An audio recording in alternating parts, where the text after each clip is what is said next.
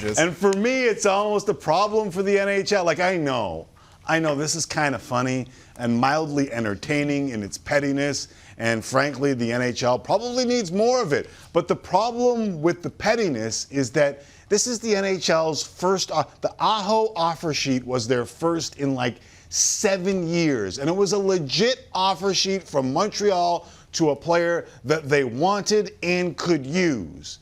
And the fact that it was met with this kind of petty nonsense is troubling. Like, who's the next GM that's going to have the guts to piss off another owner, aka potential employer?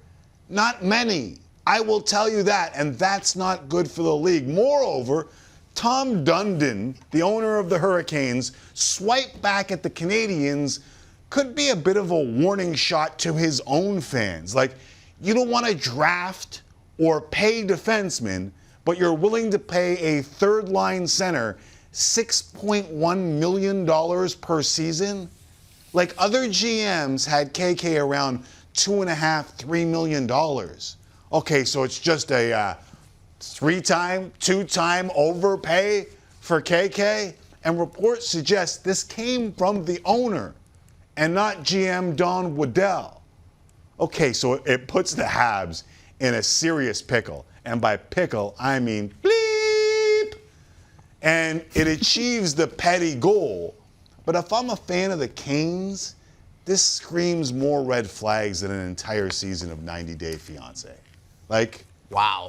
$6.1 million for a player for 1 year, then you've got to tender him that $6.1 million again. The only way out of this for the Canes, and this will be the interesting part, Elliot Friedman suggested this may be the case, that they have a long-term deal already set out for Kotkaniemi that would mitigate this 6.1 over the 1 year and perhaps stretch it out over a few years. Their tweets matched like word for word. This was an Anya. This was a, oh my God, you did that to us, we're going to do this to you. And they found the guy.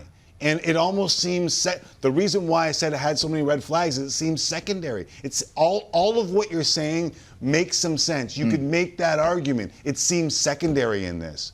What seems primary in this is the Anya, is the screw you, is the, as Sid Sixero would say. And that's all this is about. And for Montreal, like, this is such a tough decision, a remarkably tough decision. Like, immediately I'm like, screw it, take the first and the third. And then I thought, oh, wait, Carey Price is coming back. He's no spring chicken. Like, you're back in the same problem that you were a year ago, coming off of your best performance in a couple of decades. Like, it's such a crappy position. It really is. For the Habs, their fans, and Marc Bergevin to be in. But if you live by the sword, you die by the sword. And they are getting that sword back in a very difficult spot.